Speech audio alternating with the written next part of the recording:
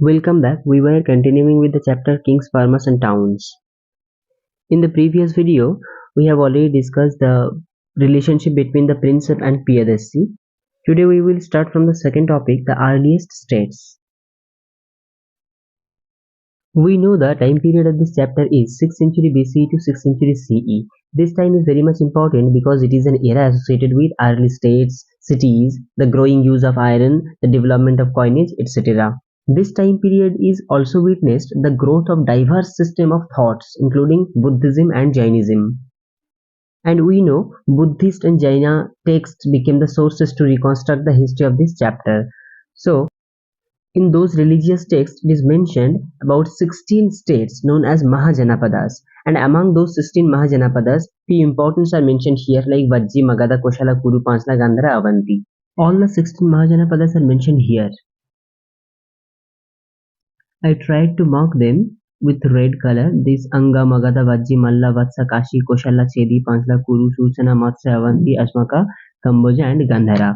So I would like to tell you that everybody you should prepare a list of these 16 Mahajanapadas along with their capitals. Here it is mentioned how the Mahajanapadas were ruled. So most of the Mahajanapadas were ruled by the kings, but some of the Mahajanapadas, those who are known as the Ganas or Sanghas, were oligarchies. And what is oligarchy? That is mentioned here. Oligarchy refers to a form of government where power is exercised by a group of men. That means government by few people, that is known as the oligarchy. Both Mahavira and the Buddha, they both belong from this kind of such of Ganas or ruling families. And which Mahajanapadas had a capital city which was often fortified.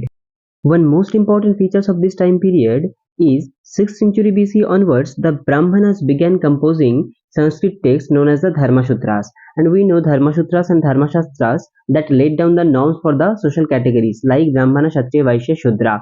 So Dharma Sutras and Dharma Shastras, these laid down the norms for the rulers, meaning the Kshatriyas, the Brahmanas, the Vaishya and Shudras. Now as a case study, we will focus on Magadha.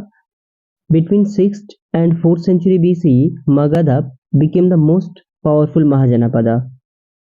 The historians, they tried to explain the reasons behind this kind of development of Magadha. The very first reason was the presence of the large productive agricultural land. Ganga river valleys, large fertile land helped Magadha to become developed. The second one is iron mines in present-day Jharkhand. It helped to provide resources for tools and weapons.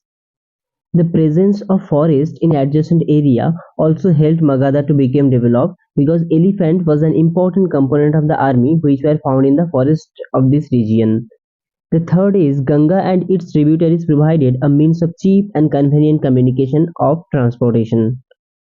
And another most important reason was the ambition of the ambitious kings. We know that without ambitious kings, any powerful states cannot be sustained. So ambitious kings like Bimbisara, Ajatasattu and Mahapadmananda, their ambition helped Magadha to hold its position. Initially, Rajgaha, present-day Rajgir, it was the capital of Magadha, and after that, capital was shifted to the Patliputra, present-day Patna.